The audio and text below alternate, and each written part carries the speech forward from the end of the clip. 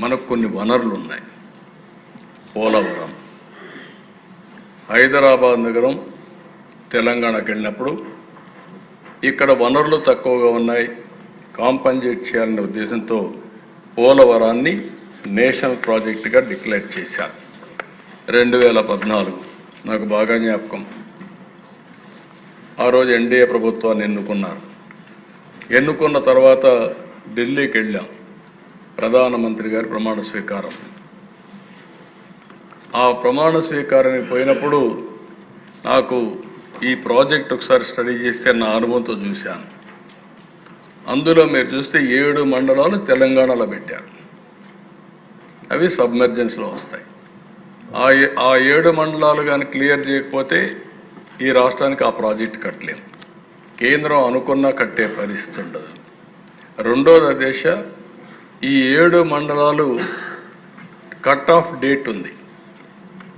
ఆ రోజు జూన్ 2వ తారీఖున మనకు విభజన రోజు కట్ ఆఫ్ డేట్.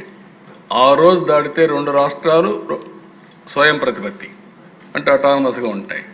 ఆ తర్వాత ఏ నిర్ణయం తీసుకోవాలన్నా తెలంగాణ రాష్ట్రం ఒప్పుకోవాలి. ఆ సందర్భంలో నేను ఒకటే రిక్వెస్ట్ చేశాను ప్రధానమంత్రి గారిని, కేంద్రాన్ని.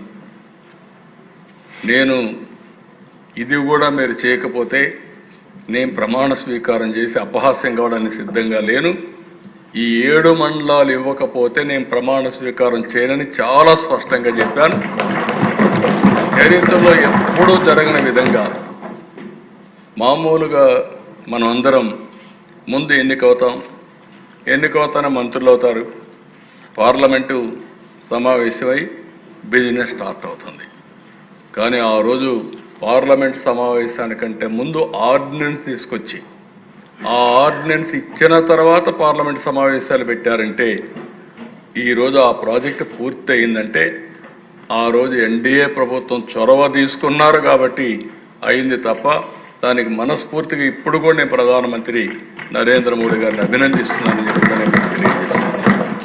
ఆ డెసిషన్తో ఆ దిశ ఈరోజు ఈ ప్రాజెక్టు ముందుకెళ్ళింది.